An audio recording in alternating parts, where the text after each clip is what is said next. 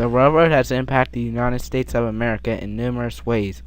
With the speed and efficiency of a modern locomotive, there was no other transportation that could transport a massiveness of goods and people in a short time for a modern-day economy.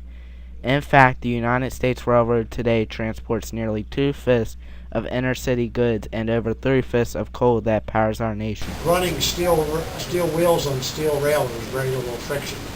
And you can haul 100 cars with just a couple locomotives and 2 people in the crew. You can haul things which are big and bulky, such as coal, the container trains which run. A big part of the lumber, which is lumber products in the United States, are shipped by train, as well as chemical products, so that it's actually safer and cheaper to do it by rail than to do it by any other method. Therefore, the railroad has helped shape and develop our economy because the nation grew as Americans traveled safely and cheaply over extensive distances so they could have better jobs that make use of their skills. In the mid-1500s, a man by the name of Georgius Agricola first came up with the theory of a cart on a rail. As early as the 17th century, horse-drawn wagons pulled coal in England and Germany. Finally, in 1776, the concept first thought of by Agricola allowed world economies to sprout as iron rails were introduced and trains became the key method of transportation. Finally, as many of us know, the beginning of the railroad, the steam train was introduced. Well, originally they started with horses, and what they did was that they tried to match a horse with a steam engine. Originally the horses were more reliable, but as the steam engine got better, then they could travel faster and farther. You'd have to let horses stop to get a rest and get fed, where a steam engine could run for miles and miles and miles without having any service. And the steam locomotive is actually cheaper than the horse, of course. In 1848, the need for a transcontinental railroad from west to east was lightened by the California Gold Rush. Finally, in 1853, the U.S. Congress offered $150,000 to have possible routes located. About 1 year later, the Kansas-Nebraska Act was pushed through Congress.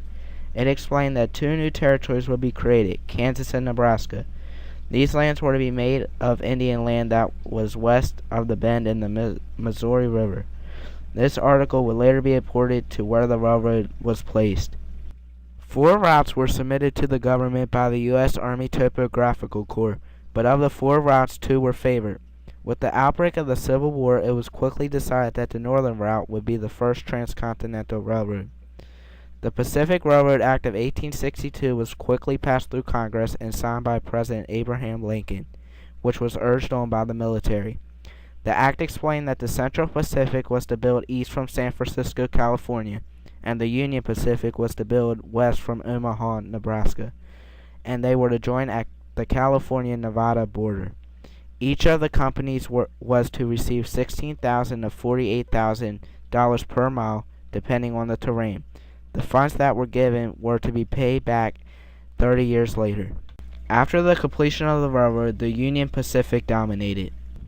In early 1863, the Central Pacific began construction. Later that year in December, the Union Pacific began, but only 40 miles were built by 1865. To speed up the process, the Union Pacific hired 25,000 laborers, which were immigrants and Civil War veterans. With the completion date set firmly at 1876, the process would need to move quicker. So in 1864, Congress came to the aid of the railroad by doubling prior land grants, because private owners thought the project was too risky. Later that year, the Credit Mobilier of America was organized to handle construction contracts, but the Central Pacific was also running into problems. The Central Pacific ran into problems due to rough terrain. They were forced to employ 7,000 Chinese workers to overcome the Sierra Nevada, and in 1867 they reached a crest, so easier work lied ahead. Recognizing the situation, the Central Pacific obtained the right to keep on building and meet the Union Pacific. A race began to see what company could get the largest amount of government loans. In spring 1869, the Union Pacific and Central Pacific came in sight of each other. The two companies started building the railroad parallel to each other, hoping for more government aid, but Congress intervened, setting the meeting of the two railroads at Promontory Point, Utah. The railroad finally connected there on May 10, 1869. It was celebrated by a dozen gold and silver spikes. 100 years later, it became a national park. Transcontinental Railroad was the joining of the Central Pacific and the Union Pacific. But after they were joined, it became the Union Pacific. They acquired the other part of it, so that the Union Pacific then dominated because they were years ahead of any other railroads across the country. In 1883, the next transcontinental railroad was built out of one of the other proposed routes, New Orleans to Los Angeles. 10 years later, the Union Pacific was forced into bankruptcy, but 2 years later, in 1895, it was reorganized with Edward H. Harrison acting as chairman. Later, in 1901, they gained control of the Southern Pacific, but 12 years later, due to an antitrust case, they were forced to go back to their original three routes. In 1982, the Union Pacific gained control of the Missouri Pacific and the Western Pacific Railroads.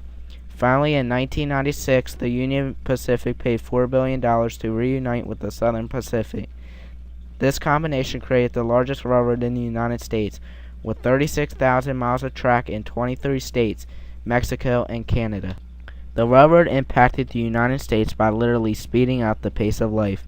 For example, the West grew as trains carried people cheaply across the nation to settle. Before the railroads, it would take you up to 6 months to go across country from the Mississippi River, and most of them started like St. Joe, Missouri. And after railroads completed, you could do that in 5 days, from Oklahoma to San Francisco. Also, the railroad, with its speed and certainty, made the rise of the factory and its system of mass production possible. The West would not have been settled nearly as quickly without the railroads, and they would not have been able to ship their cattle to eastern markets or the grain or whatever else they were growing. So that made a big difference, and the railroads were instrumental in making sure that people could travel as well as freight much faster time, and of course that meant more money and safer.